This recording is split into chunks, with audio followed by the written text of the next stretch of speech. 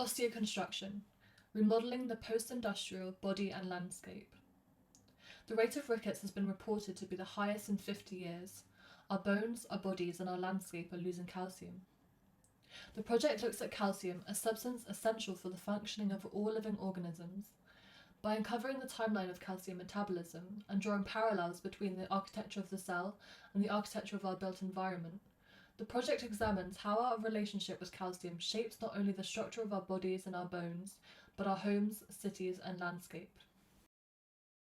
The Victorian, mid-1900s, and current era are three moments in time that represent key events in the history of calcium metabolism.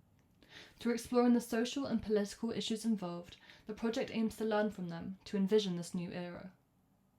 During the Victorian era, disease was widespread in the low socio-economic areas of industrial cities. Children's diets did not provide enough vitamins and minerals, and they did not get much sunlight, often due to being surrounded by thick smog. Rickets, a bone deformity caused by the lack of calcium, was particularly common in children. In the mid-1900s, improvement in living conditions, reduction in air pollution, and focus on health helped prevent further outbreaks. The role of vitamins and sunlight in the development of bones was discovered, and the food industry and architecture altered in response. People's attitude to sunlight changed, and light therapy became a popular practice, using the natural sunlight, heliotherapy, and artificial light, phototherapy. Hospitals opened light departments. Nurseries held light therapy sessions, and ultraviolet lamps were popular to have in households. The body was also corrected through the use of prostheses, which were designed to shape and establish the normal body, an image which would have been determined by governmental agencies directly tied to the devices which cause the deformation. Through exploring the body as a political object, the project aims to challenge these practices of correction and repair. The prominence of health saw the development of a vast number of new topologies. In Europe was the sanatorium, typically associated with the treatment of tuberculosis, and provided rest and treatment for children. The architecture became the prescription. In X-ray architecture, Beatrice Colomina explores the impact of the development of the X-ray on shaping 20th century architecture. What is the architecture for this new era of calcium deficiency? Today, more than half the population of the UK have insufficient levels of vitamin D, which is vital for normal calcium metabolism. Research suggests that change of habits such as less sunlight exposure, indoor living, dietary choices are likely playing a significant role in the increase of this rate. The project looks at 5 scales. The cell. Within the microstructure of the bone tissue, the cellular process of remodelling occurs, which maintains the integrity of the skeleton through the performance of 3 cells. Osteocytes respond to stress on the bone when certain movements are performed and signal the process. Osteoclasts degrade the bone, and osteoblasts form bone where it has been removed to mineralize it. The bone, the body, the medical institution, and the quarry. Elements of the built environment are parallel to those of the microsystem. If the bones of the earth are areas of calcium carbonate, such as limestone, then the process of removal is quarrying. The system is therefore unfinished, having not addressed the process of formation, which is vital in bringing back nutrients lost. Can we learn from the microstructure to understand how we can remodel the landscape? These 5 scales are all sites of calcium metabolism, and each perform in response to increase and decrease of the substance. The performance of these elements are not understood figuratively, but are ones in which are altered in response to our relationship with calcium. The area that I'm looking at is Peak District in Derbyshire, UK's largest limestone producer, with 20 million tonnes of it quarried annually. While such an abundance of calcium is in the landscape, very little of it enters the bodies of those living in close proximity.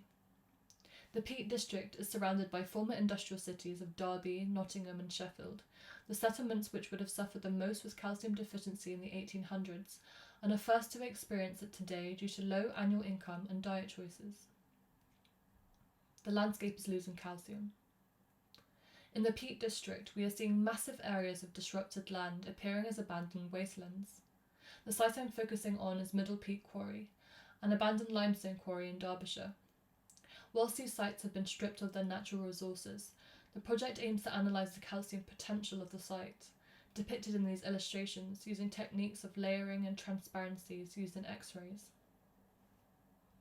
The project looks at performance as a critical tool to rethink architecture and help uncover new strategies for addressing the challenges faced by calcium deficiency. The movement of the cell, the bone, the quarry is directly affected by a relationship with the substance, and performance opens up opportunities to new ways of designing, where environment and movement are symbiotic. Using this tool as a basis, two notation systems were designed, for the body and for the landscape, to record the performance of the existing site and opportunities for a new landscape strategy based on calcium rehabilitation. My initial idea was to film the performance in the quarry and the notation recorded based on the performer's interaction with the space. The quarry would then be revisited and the proposed notation performed and filmed with the interventions. The geological notation refers to elements of the site that contributes to its calcium deficiency, such as shadow and water, whilst the notation for the body references bones and joints.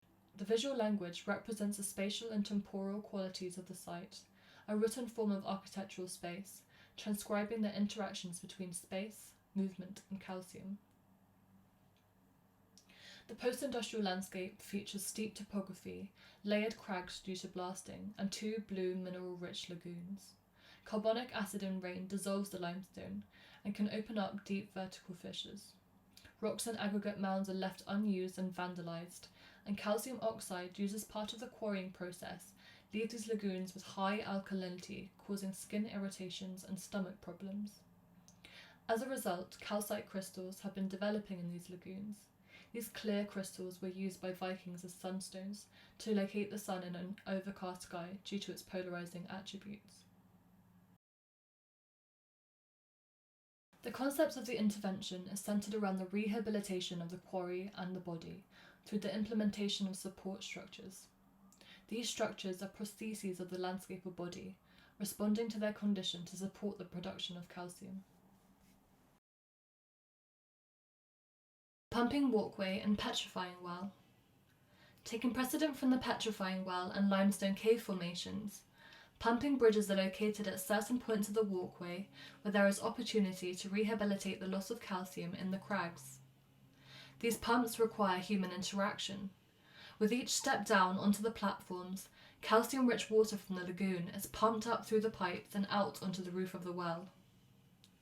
Drawn from the well are thin poles at different heights, located at specific areas to eventually create obstacles for those walking through. As the water drips down these supports, they will become increasingly dense with calcium over time, making the obstacles more challenging. The metal grid roof encases different sized stones, which are positioned specifically to direct water towards the poles and allow for contrasting levels of porosity.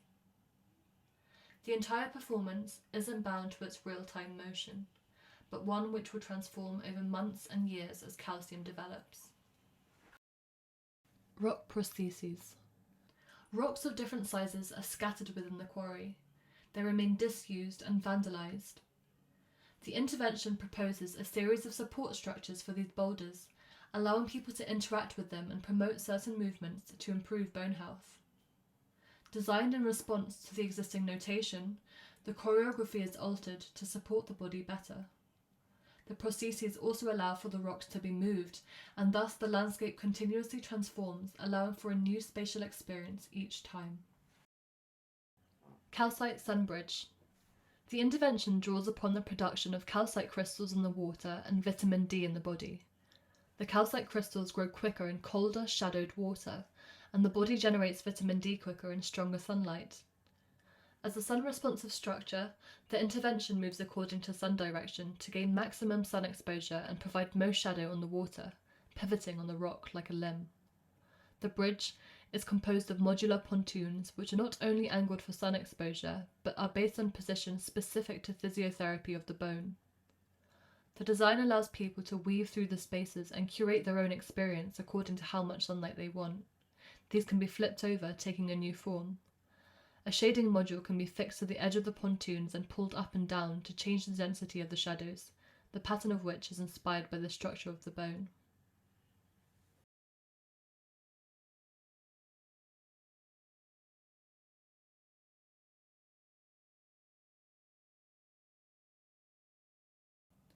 This project demonstrates that architecture can play a major role in shaping our cells, our bodies, and our environment. Calcium metabolism, health, and the built environment are inextricably linked, and as our relationship with substances such as calcium changes, our environment alters also. A new support system is therefore required for this metabolic era, a system which can and ought to adapt as our relationship with calcium continues to change.